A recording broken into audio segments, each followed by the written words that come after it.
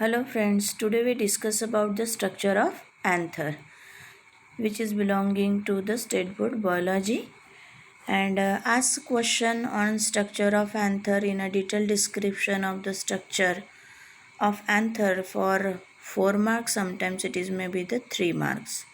Sometimes ask a so smallest question, what is mean by the hypodermal tissue, hypodermal cells, what is mean by the epidermis, what is the role play by the tapetum, what is mean by sporogenous tissue, how many sporangia are present in a anther of diothecous, or how many pollen sacs are present in a monothecous anther. For all are the questions 1 mark, and sometimes short note on a anther is 2 marks. Again draw a well labeled diagram of a structure of anther or TS of anther for the 2 marks. Hello friends, today we discuss about as a 1.9 as a structure of anther. What is anther? First of all, just in a previous video we have to study as what is mean as the male reproductive structure and who is the male reproductive whorl of a flower. So the male reproductive structure means which is have participated in a fertilization to give birth a male gamete is a male reproductive structure, and the male reproductive whorl of flower is androecium, which are present in a flower is few or many in flowers. कभी कभी किसी flower में androecium जो present होते हैं वो few होते हैं या फिर मेनी यानी कई सारे होते हैं. So we have to know that if only individual or single membrane of androecium is stamen, मतलब हम ऐसा बोल सकते हैं कि जो एंड्रोशियम है वो एक फ्लावर में एक तो कुछ 2-4 हो सकते या कभी कभी 10-12-15 इतने सारे हो सकते हैं. तो उन 2-4 में से या 10-12-15 में से अगर एक सिर्फ एंड्रोशियम का स्ट्रक्चर निकालेंगे तो उस एक एंड्रोशियम की स्ट्रक्चर को यानी एक इंडिविजुअल मेंबर को हम यहाँ पर स्टैमन कहते हैं. सो स्टैमन को ही पहले एज अ सेक्शुअल रिप्रोडक्शन की मेन इनिशियलिज्म में एंड्रोशियम कहा जाता था, पर जैसे ही उस एंड्रोशियम के पार्ट्स बट जाते हैं या एक अकेला जो इंडिविजुअल मेम्ब्रेन है वो अपने आप में जब पार्ट्स में कैरी करता है तो उसकी वजह से उसे स्टैमन कहा गया है. एंड्रोशियम और also the stamen consist of 3 parts, filament, connective and anther. यानी यही एंड्रोशियम जिसे हम अब एक अकेले स्ट्रक्चर को स्टैमन कहेंगे. तो ये जो स्टैमन है ये स्टैमन 3 पार्ट्स में बट जाता है. यहाँ हमने डायग्रामेटिक स्केच में दिखाया है कि पहली फिलामेंट है, दूसरा कनेक्टिव है, तो तीसरा एंथर है. यहाँ आप देख सकते हैं anther which are in 2 types. Anther भी 2 टाइप के होते हैं. एक को मोनोथिकस कहा जाता है तो दूसरों को डायथिकस कहा जाता है. थिकस मतलब उनमें जो मिडल मेम्ब्रेन प्रेजेंट होती है जिसका नाम है कनेक्टिवा. जिस किसी एंड्रोशियम में वो मिडल कनेक्टिव वाली स्ट्रक्चर प्रेजेंट नहीं होती, उस एंड्रोशियम की उस एंथर लोब के साथ मोनोथिकस एंथर कहा जाता है. या जिस एंड्रोशियम के एंथर में कनेक्टिव नाम की मिडल लाइन प्रेजेंट होती है जिसकी वजह से उस एंथर का जो लोब होता है या एंथर एक अकेला एंथर जो होता है वो अपने आप में 2 हिस्सों में बट जाता है, तो इस वजह से उसे डायथिकस एंथर कहा जाता है. सो इस डायग्राम में हम देख रहे हैं कि ऊपर वाला टिप का जो हिस्सा होता है जो सोलन होता है, और हमने यहाँ पर 3 टाइप में निकाले, 3 तरह के. ऐसे तो कई अलग अलग फ्लावर को स्टडी करते हैं तो अलग अलग शेप एंड साइज़ में हमें एंड्रोशियम या एंथर दिखाई पड़ते हैं, पर जो उस एंथर की जो मेन डंठल होती है उस डंठल को फिलामेंट ही कहा जाता है. और फिलामेंट की टिप पर जो एक सोलन सा स्ट्रक्चर होता है जो थोड़ा सा डेलिकेट होता है और रिजिड वॉल वाला यानी स्ट्रॉन्ग वॉल वाला होता है उसे एंथर कहा जाता है. इसी एंथर के बीच में हमने तीसरी पार्ट दिखाई जिसका नाम है कनेक्टिवा। ये कनेक्टिवा अपने आप में उस एंथर के दो पार्ट्स को बीच से जोड़ती, इस वजह से इसे कनेक्टिव या कनेक्टिवा कहा जाता है। पर इसी की वजह से वही एंथर अंदर ही अंदर अपने आप में बट जाता है और बाहर से वो दो हिस्सों में बट जाता है। So here in a diagram we have to see anther or the androecium which have mainly be a three parts. Upper one is the main part of an androecium or stamen is anther. The stalk-like structure is to be filament, and middle one partially line is connectiva. One who which is nothing have to connective is monothecous, and in which they may be have a connective is called the diothecous anther or dithecous anther. We have to know that in an anther, after fertilization, there may be going on to embryogenesis. Embryogenesis is carrying into three stages we have to study before that. One who called the pre-fertilization, second one is the fertilization, and third one is the post-fertilization. So under embryogenesis we have to discuss as under the structure of anther is the pre-fertilization, that is it is stage in start the events for fertilization or starts the preparation for fertilization. Under embryogenesis में हम पहला stage पढ़ने वाले हैं। इस पहले stage में हम सबसे पहले स्ट्रक्चर ऑफ एंथर ही पढ़ेंगे, क्योंकि इसमें क्या होगा, इसमें सबसे पहले जो फर्टिलाइजेशन की इवेंट्स शुरू हो जाती है या फर्टिलाइजेशन की तैयारी शुरू हो जाती है। और फर्टिलाइजेशन में हम पहले भी बोल चुके हैं कि एंड्रोशियम पार्टिसिपेट करता है और गाइनोशियम। तो सबसे पहले हमने ये भी देखा है कि इन प्रीवियस क्लास या प्रीवियस वीडियो में कि एंड्रोशियम मेल गमीट को जन्म देता है और गाइनोशियम फीमेल गमीट को। तो नेचुरल है कि एक तरह का जन्म देने वाला एक प्रिपरेटरी पार्ट है। जो प्रिपरेशन कहाँ चल रहा है, सबसे पहले हम पढ़ने वाले हैं in androecium that is anther में। A diploid sporophyte that is plant body undergo meiosis gives haploid spores, that is pollen grains in anther or ovules in ovary, germinate to forms gametophyte, that is pollen grains or ovule undergo meiosis or mitosis to gives gametes. Gametes that is male gamete or female gamete. अब मैं थोड़ा सा एक अलग ढंग से यहाँ पर कुछ डिस्क्राइब करना चाहती हूँ, और हमारी बोर्ड की सिलेबस में भी इसको एक ब्रैकेट में या एक रेक्टेंगुलर पार्ट में दिया है, जो कि स्पेशली 1 मार्क के लिए, 2 मार्क के लिए, मैच द पेयर्स के लिए या फिलिंग द ब्लैंक्स के लिए पूछा जाएगा।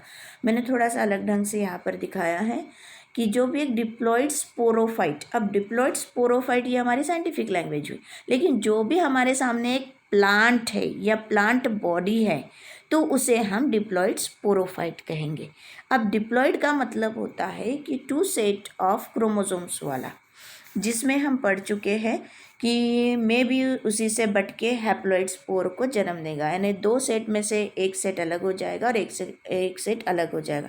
तो इस तरीके से 2 हैप्लॉइड सेट अलग होंगे, तो 2 हैप्लॉइड सेट 2 कुछ नए स्ट्रक्चर्स बनाएंगे। तो यह कौन से स्ट्रक्चर बनाएगा? स्पोरोफाइट क्यों कहते हैं? फाइट मतलब पौधा, प्लांट, जो किसको जन्म देगा? स्पोर को जन्म देगा। तो स्पोर को जन्म देने वाला खुद ब खुद 2 सेट ऑफ क्रोमोसोम्स के साथ है, ट्वाइस n के साथ है। इस वजह से इस प्लांट बॉडी को या प्लांट को डिप्लॉइड स्पोरोफाइट साइंटिफिकली रिकॉग्नाइज करते हैं। जब ये मियोसिस में जाता है तो नेचुरल है, हम देख चुके पहले भी इन अ सेल डिवीजन कि मियोसिस में यही सेट ऑफ क्रोमोसोम्स बट जाते हैं, हाफ हो जाते हैं और हैप्लॉइड स्पोर्स जन्म लेते हैं। वो हैप्लॉइड स्पोर कौन होते हैं? वो haploid spore actually pollen grains कहलाए जाते, जो कि एंथर में जन्म दिए जाते, एंथर में पैदा किए जाते हैं। और हम ऐसा बोल सकते कि यही हैप्लॉइड स्पोर्स अगर ओवरी की बात करते तो ओवरी में ओव्यूल्स करके जन्म लेते हैं। यही पोलन ग्रेन्स है, यही ओव्यूल्स आगे चल के खुद में जर्मिनेशन करते हैं, डेवलपमेंट करते हैं, खुद को बदलते हैं धीरे धीरे अंदर ही अंदर, और खुद को गमेटोफाइट करके एक मदर स्ट्रक्चर करके बना लेते हैं। अब मदर स्ट्रक्चर क्यों बनाते हैं? क्योंकि यहाँ पर एंथर अपने अंदर पोलन को जन्म देने वाला है और ओवरी अपने अंदर ओव्यूल को जन्म देने वाला है। यही पोलन ग्रेन और ओव्यूल आगे चल के फिर से सेल डिवीजन में चले जाते हैं, मियोसिस या फिर माइटोसिस करते हैं, तो गमेट्स को जन्म देते हैं। और हमें पता है कि यही सेल्स जब अपने आप में फिर से मियोसिस में बट जाती है तो हैप्लॉइड हो जाती है। और हम पहले भी पढ़ चुके हैं कि जो भी haploid structure sexually reproductive cells अगर जन्म देती है तो उसे हम गमेट कहते हैं। और we have to better known that the gametes are of two types, one who male gamete and another one who female gamete. gamete दो टाइप के होते हैं, एक मेल गमेट तो दूसरा फीमेल गमेट। तो इस तरीके से थोड़ा सा हमने प्री हिस्ट्री में डिप्लॉइड स्पोरोफाइट से कैसे एक प्लांट बॉडी में कैसे गमेट जन्म लेते वो शॉर्टली देखा है। थोड़ा कुछ और डिस्कस करेंगे। It is life sequence of pre fertilization. हमने जो अभी भी पढ़ा है वो एक तरह का फर्टिलाइजेशन के लिए एक लाइफ सीक्वेंस है, उस फर्टिलाइजेशन प्रोसेस की एक पूर्व तैयारी बोल सकते हैं, या फिर फर्टिलाइजेशन में पहली सीक्वेंस से क्या इवेंट शुरू होगी, ये एक तरह का चार्ट है कि फर्टिलाइजेशन के लिए क्या क्या होगा। सो है we have to discuss detail in anther. Anther is what? Just in a diagrammatic sketch, we have to know that the solan structure which are present on a tip of the filament of androecium is a anther. We are study the structure of anther, how to form pollen grains. हम क्यों study करने वाले हैं कि कैसे किस तरीके से पोलन ग्रेन जन्म लेता है। The solan bilobed, divided into two parts by presence of middle groove line like line called connective. Tip of androecium or stamen is anther. anther क्या है? तो डायग्राम में जैसे दिया है उसी का मैंने डिस्क्रिप्शन यहाँ दिया है कि वो एक तरह का फुला हुआ स्ट्रक्चर नज़र आता है। दो लोब में दो हिस्सों में होता है। दो हिस्से कैसे? तो एक बीच की लाइन जिसे हमने कनेक्टिव नाम दिया है, जिसकी वजह से वो खुद ब खुद बट जाता है, तो उसे हम जो एंड्रोशियम की या स्टॉक की टिप पर प्रेजेंट होता है, फिलामेंट की टिप पर प्रेजेंट होता है, वो एंथर है। Two lobed anther is dithecous but sometimes connective absent and it is only one lobed is monothecous. We have to just and describe in diagrammatic sketch. Detailed description studied by TS, that is transverse section of anther with the help of diagram. आगे और एक मैंने diagram यहाँ follow किया है जिसके ऊपर से हम एंथर के डिटेल स्ट्रक्चर देखेंगे और इंटरनल स्ट्रक्चर पढ़ेंगे। तो जिसका ट्रांसफर सेक्शन यानी हमने एक एंथर को बीच से काट लिया, जिसकी वजह से एंथर के अंदर एक्चुअली किस तरह का डिफाइंड स्ट्रक्चर होता है वो हमें उस TS ऑफ डायग्राम से नज़र आएगा। An immature stage of anther have outer single layer covering is epidermis. So diagrammatic sketch में हम जब देखेंगे तो वहाँ हमें इस एंथर का जो आउटर कोट होता है या कवरिंग होता है, जिसका हम बोल सकते कि ऊपर की एक तरह की टफी लेयर, तो वो एक सिंगल सेल्स की लेयर होती है जिसे हम एपिडर्मिस कहेंगे या एपिडर्मिस कहलाया जाता है। एपिडर्मिस के नीचे जस्ट फॉलो करते हुए कुछ लूज सेल्स या पैरेनकाइमेटस सेल्स या टिश्यू होते हैं। तो पैरेनकाइमेटस टिश्यू कैसे अंडरस्टूड करेंगे, क्या होता है? सो एक तरह के लूजन सेल्स होती है, सॉफ्ट होती है, सर्कुलर या ओवल शेप में भी होती है, या हम ऐसा बोल सकते हैं कि उन दो सेल्स के बीच में कभी कभी हल्का सा स्पेस गैप होता है और उन सेल्स के अंदर विद इन इट उन सेल्स के अंदर प्रोटोप्लाज्मा या न्यूट्रिशियस जूस, या हम बोल सकते हैं कि उस एंथर के अंदर की जो सेल्स है उनका एक तरह का एक फूड प्रेजेंट होता है। तो ऐसी सेल्स को पैरेनकाइमेटस सेल्स कहा जाता है। इन्हीं पैरेनकाइमेटस सेल्स को न्यूट्रिटिव सेल्स भी रेफर करते हैं। Dithecus anther have internally 4 chambers, sporangium or 4 pollen sacs called the tetrasporangiate or tetrasporangial structure. जैसे हमने कहा है कि कनेक्टिव प्रेजेंट नहीं होती तो मोनोथिकस, और कनेक्टिव प्रेजेंट होती है तो डाइथिकस, यानी कनेक्टिव ना होने की वजह से एंथर पूरा एक ही लोब में नज़र आता है, एक ही स्ट्रक्चर में, इंटैक्ट स्ट्रक्चर में प्रेजेंट होता है या दिखाई देता है। पर अगर कनेक्टिव प्रेजेंट रही तो वही एंथर अपने आप में 2 लोब में यानी 2 पार्ट्स में बाहर से ही एक्सटर्नली डिवाइड हो जाता है। पर एक्सटर्नली डिवाइड होने की वजह से इस कनेक्टिव से अचानक से अंदर ही अंदर वही 2 लोब, 2 पार्ट्स अंदर ही अंदर अपने आप में 4 सैक्स यानी 4 कटोरी में या 4 चेम्बर्स में अपने आप बट जाते हैं। उन्हीं चेम्बर्स को स्पोर जन्म देने वाले चेम्बर्स कहते हैं। इस वजह से उसमें स्पोर्स भरे होते हैं, ऐसा भी कहलाया जाता है। सो इस वजह से इसे वर्ड पड़ा है स्पोरेंजियम। यही स्पोर्स डेवलप होने के बाद अपने आप से पोलन ग्रेन को जन्म देते हैं। सो इन्हीं चेम्बर्स को पोलन सैक्स भी कहा जाता है। और इन 4 पोलन चेम्बर्स की वजह से या स्पोरेंजियम की वजह से या 4 पोलन सैक्स की वजह से इस एंथर को टेट्रास्पोरेंजिएट और टेट्रास्पोरेंजियल स्ट्रक्चर ऑफ एंथर भी कहा जाता है। Monothecus anther have internally only 2 chamber or 2 pollen sacs called bisporangiate और bisporangial structure। जैसे हमने कहा है कि एक इंटैक्ट एंथर होता है जिसमें कनेक्टिव नहीं होती, तो कनेक्टिव ना होने की वजह से नेचुरली वो एक इंटैक्ट स्ट्रक्चर अपने अंदर ही अंदर सिर्फ 2 चैम्बर्स में बट जाता है और 2 पोलन सैक्स कैरी करता है। तो उस वजह से इस मोनोथिकस एंथर को बाइस्पोरेंजिएट या बाइस्पोरेंजियल स्ट्रक्चर ऑफ एंथर भी कहा जाता है। सो टेट्रास्पोरेंजिएट और बाइस्पोरेंजिएट कभी कभी 1 mark question fill in the blanks के लिए भी पूछा जाता है। फ्रॉम 4 चेम्बर ईच चेम्बर और पोलन सैक, उसी चेम्बर का नाम क्या है? Pollen sac. तो उस चारों में से हर एक पोलन सैक या पोलन चेम्बर में डेंस स्पोराजिनस टिश्यू भरे होते हैं। अब स्पोराजिनस टिश्यू का मतलब क्या है?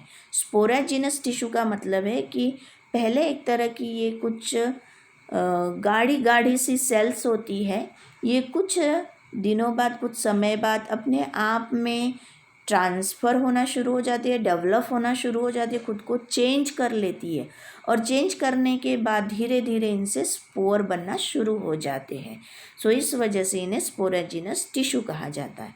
स्पोराजिनस टिश्यू साइमल्टेनियसली ट्रांसफ़र और develop into various types of cells or structures, finally forms pollen grains as male gametophyte।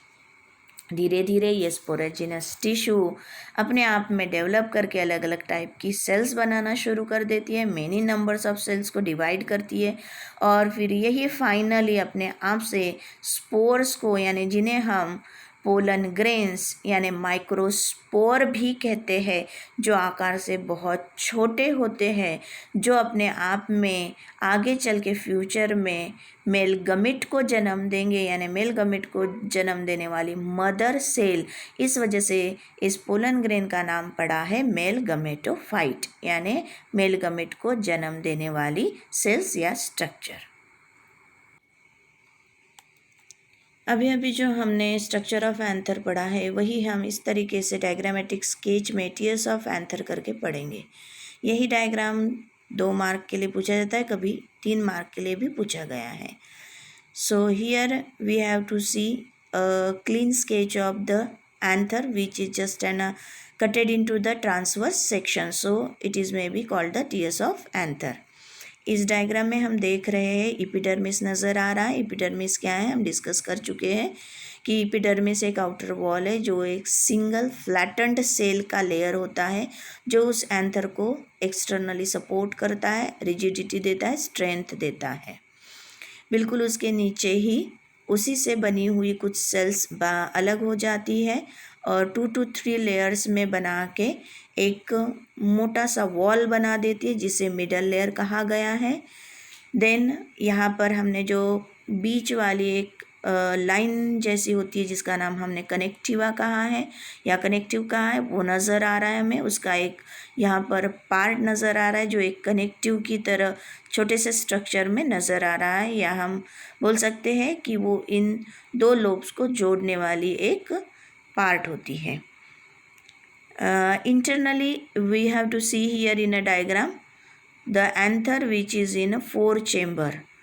Anther अंदर से 4 चेम्बर का नज़र आ रहा है। तो 4 चेम्बर कौन से हैं? यहाँ पर हम हल्का सा सर्कुलर शेप में जो डार्कन पार्ट्स देख रहे हैं, जिसे पोलन सैक या स्पोरेंजियम कहा जाता है, जो स्पोरोजिनस टिश्यू से भरा होता है, पैक्ड होता है। 1 2 3 4 आप गिन सकते हैं। यहाँ पर 4 ओवल और सर्कुलर स्ट्रक्चर नज़र आ रहे हैं। तो यही पोलन सैक या स्पोरेंजियम कहलाई जाती है, पोलन चैम्बर कहलाए जाते हैं। इसका जो पोलन चैम्बर का या स्पोरेंजियम का जो आउटर वॉल होता है, वो एक तरह का न्यूट्रिशियस सेल का मोटा सा लेयर होता है जिसे टैपेटम कहते हैं।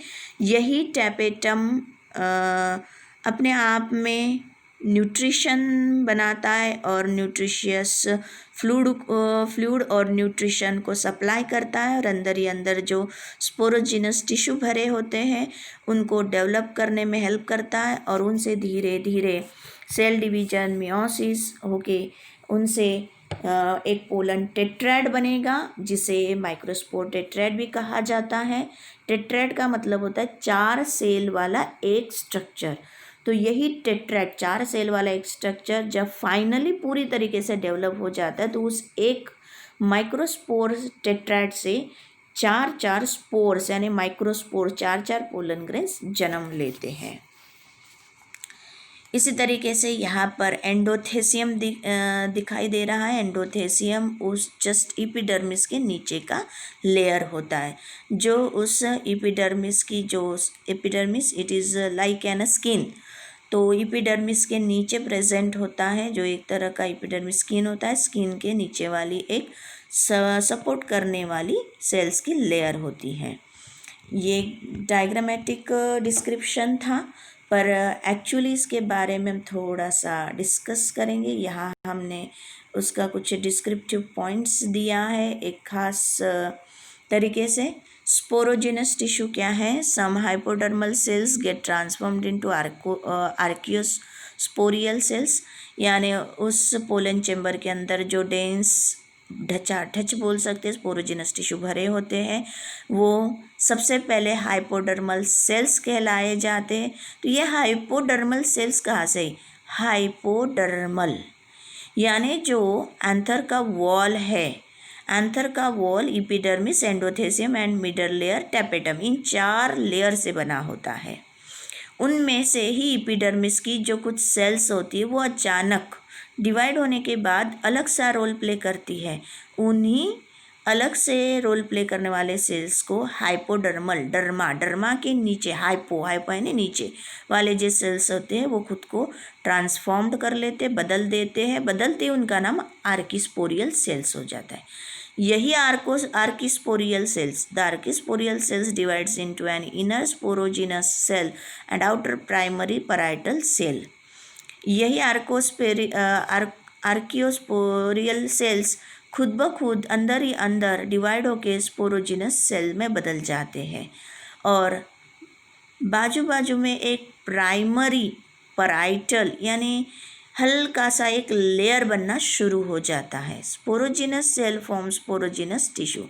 जो स्पोरोजिनस सेल है वो स्पोरोजिनस सेल स्पोरोजिनस टिश्यू बनाने में जुट जाते हैं, डिवाइड होने शुरू हो जाते हैं, और बहुत सारे नंबर से डेंस ऐसा स्पोरोजिनस टिश्यू बनना शुरू हो जाता है। जो आउटर प्राइमरी पैराइटल सेल है वो अपने आप में थिकेंड होते हैं, सोलन होते हैं, और टैपेटन नाम का एक लेयर बनाना शुरू कर देते हैं। Each cell of sporogenous tissue is capable of giving rise to a microspore tetrad. यही जो स्पोरोजिनस टिश्यू है ये मियोसिस में चले जाता है, और एक एक स्पोरोजिनस टिश्यू की एक एक सेल अपने आप में माइक्रोस्पोर टेट्राड बनाता है और यही माइक्रोस्पोर टेट्राड चार पोलन ग्रेन्स को एक टेट्राड 4 स्पोर्स को जन्म देता है या 4 पोलन ग्रेन्स को जन्म देता है। यहाँ हमने थोड़ा सा एंथर वॉल दिखाया। एंथर वॉल क्या होता है?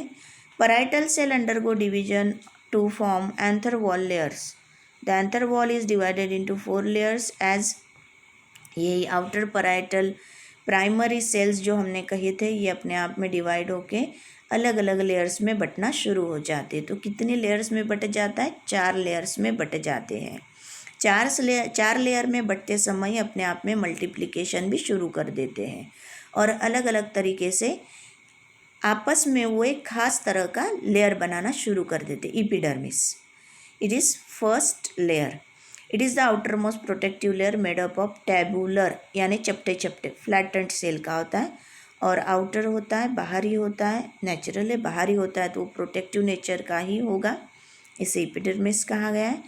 एंडोथेसियम, एंडो मतलब एपिडर्मिस के ईपी यानी ऊपर और एंडो यानी नीचे वाला। Endothecium it is sub epidermal layer made up of radially elongated cells with fibrous thickening. धागे धागे जैसे स्ट्रक्चर बनाने वाला एक इलोंगेटेड सेल का लेयर बनना शुरू हो जाता है जिसे सब एपिडर्मल यानी एपिडर्मिस के जस्ट नीचे वाला। So endothecium. Third one is the middle layers. Middle layers क्यों कहते हैं? क्योंकि ये एक लेयर का लेयर नहीं होता, तो इसमें 2 और 3 लेयर की सेल्स की लेयर एक के ऊपर एक जमना शुरू हो जाती है। सो इस वजह से मिडल लेयर्स कहा जाती है। ये बीच वाली लेयर होती है। Inner to endothecium is the middle layer made up of thin walled cells 1 to 2 layer which में डिसइंटीग्रेटेड इनटू मैच्योर एंथर। और वो धीरे धीरे इतना मल्टीप्लाई होना शुरू हो जाती है कि एंथर के बीच वाले हिस्से में पूरी तरीके से फैल जाती है, भर जाती है। पूरी तरीके से बीच का हिस्सा जो एंथर का होता है वो इसी मिडल लेयर से भरा होता है। Fourth one is the tapetum. It is the inner most nutritive layer of anther wall. It immediately encloses the sporogenous tissue. यही जो टैपेटम है ये एक तरह का अंदर का लेयर होता है जो हम ऐसा बोल सकते हैं कि स्पोरेंजियम पोलन सैक का एक आउटर वॉल होता है जो न्यूट्रिटिव लेयर कहलाया जाता है और यही पूरे स्पोरोजिनस टिश्यू को बाहर से पूरी तरीके से घेर लेता है। एनक्लोजेस द स्पोरोजिनस टिश्यू यानी बाहर से पूरी तरीके से घेर लेता है और यही उन स्पोरोजिनस टिश्यू को न्यूट्रिशन पहुंचा के उनसे स्पोर को जन्म देने के लिए नरिश करता है। सो इस वजह से इस टैपेटम को माइक्रोस्पोर मदर सेल कहा जाता है। Thank you.